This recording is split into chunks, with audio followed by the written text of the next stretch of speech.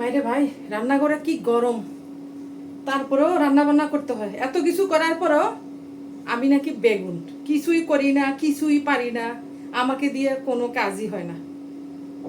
বান্ধবীরা, তোমরা তো আমাকে চিনো, বলো তো আমি কি বেগুন, আমি নাকি অকর্মার ঢেকি? কারা বলে জানো? তোমাদের ভাইয়া। আর ওই ঢাকায় বসে আছে, ওনারই আম্মা যান কানের ভিতরে কুমন্ত্র দেয়, আর উনি বলে আমি নাকি বেগুন, কোনো কাজই পারি না, কিছুই করতে পারি না, আমার কোনো গুণই নাই। তো এখন দেখো গুণ দেখাচ্ছি। গরমের ভিতরে রান্না করতেছি, দেখো শাক রান্না করতেছি গরমের ভিতরে। ভাই রে ভাই, এত গরম, ঘাম ছুটতেছে গায়ের থেকে। এত কিছু করার পরে তারপরে কয় আমি বেগুন, আমার নাকি গুণ নাই। এখন তোমরা বলো কি খেলে আমার গুণ হবে? আমাকে একটু কমেন্ট বক্সে জানাবা যে যারা বেগুন, যাদের গুণ নাই, তারা কি খেলে গুণ বাড়ে। একটু আমাকে তোমরা একটু বলে দিও, আমি কিনে এনে খেয়ে ফেলবো গুণ বাড়ানোর জন্য।